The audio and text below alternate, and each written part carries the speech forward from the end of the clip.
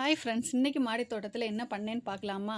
இந்த செடி தொட்டிக்குள்ளே என்ன செடி நான் வச்சேங்கிற ஞாபகமே எனக்கு மறந்து போயிடுச்சுங்க. இப்போ பார்த்தா துளசி செடியும் முடக்கத்தான் கீரையை தான் நான் வளர்ந்து நிற்கிது.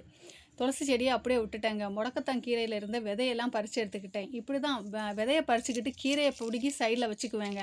வரக்கூடிய டைம் எடுத்துகிட்டு வரணும். நல்ல கீரையை பார்த்து தான் எடுத்து வைப்பேன்.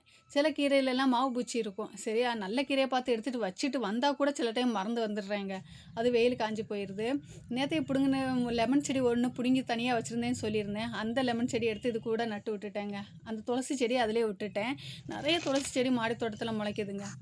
தூக்கி போடக்க மனசு இல்லை, என் கூட இருக்கும் வர இருக்கட்டும்னு சொல்லி விட்டுட்டேன். இது ஒரு டாலியா செடி, விதை மூலம் வளர்த்தேன்னு சொல்லிட்டு நிறைய வீடியோவில் நான் சொல்லியிருப்பேன். அது காஞ்சி போயிடுச்சு கிளையெல்லாம். அதெல்லாம் வெட்டி விட்டதுக்கப்புறம் திரும்ப முளைச்சி வந்துக்கிட்டு இருக்குது. அதோட விதை விழுந்து சின்ன ஒரு செடியும் முளைச்சி நிற்கிது பாருங்கள். பார்க்கலாம் எது வருது எது போகுதுன்ட்டு. கிளறி விட்டுட்டேங்க. அது நீங்கள் அந்த செடியோட மூடெல்லாம் பார்த்தா ரொம்ப ட்ரையாக இருக்கிற மாதிரி இறுகின மாதிரி இருக்கும். நான் அதெல்லாம் கிளறி விட்டுட்டேன்.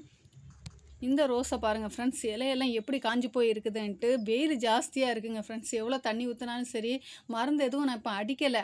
அதனால் அப்படியே செடிங்கெல்லாம் அந்த நிற்கிற மாதிரியே நின்றுட்டு இருக்குது.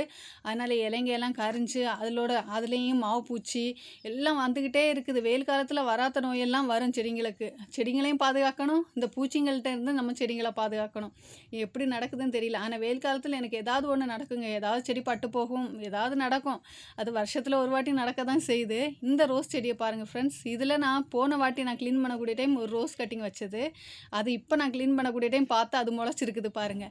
தெரியாது, சில டைம் நான் ஊனி வச்சுட்டு வந்துடுவேன், தண்ணி ஊற்றிடுவேன். ஆனால் அது அந்த செடி பிழைச்சிச்சா இல்லையான்னு பார்க்காம விட்டுருவேன். இப்போ போய் பார்த்தா அந்த செடி வந்திருக்குங்க. அந்த ரோஸ் தொட்டிக்குள்ளே 2 செடி நிற்கிது. 2 பெரிய செடியும் நிற்கிது, சின்ன நான் கம்பு வச்ச செடியும் நிற்கிது. அப்படியே கொஞ்சம் க்ளீன் பண்ணிட்டேங்க.